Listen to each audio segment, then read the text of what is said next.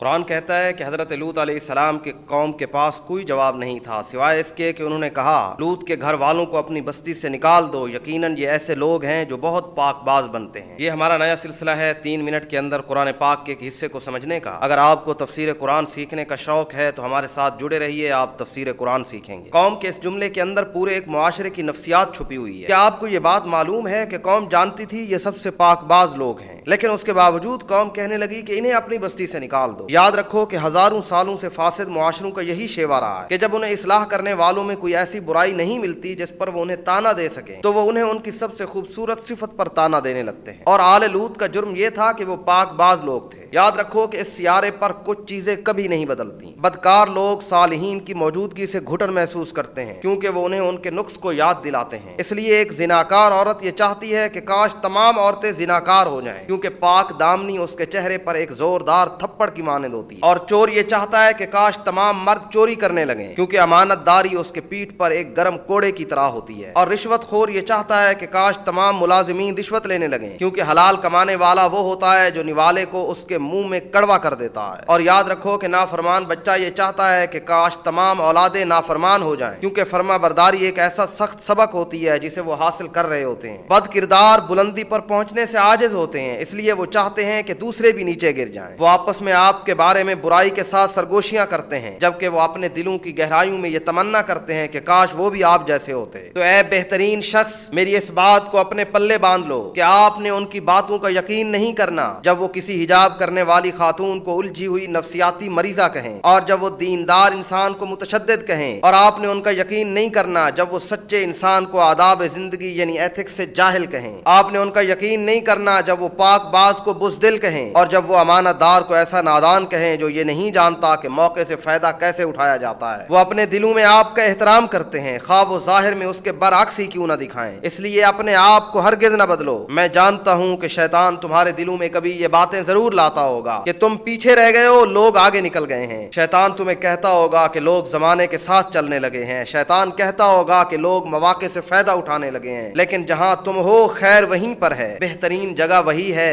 تم دنیا اور آخرت دونوں کو ساتھ لے کے چل رہے ہو، نہ تم دنیا خراب کر رہے ہو نہ آخرت خراب ہو رہی ہے۔ تو ایسے لوگوں کی طرف دیکھ کے اپنی ذات کو بدلنے کی کوشش نہ کرو۔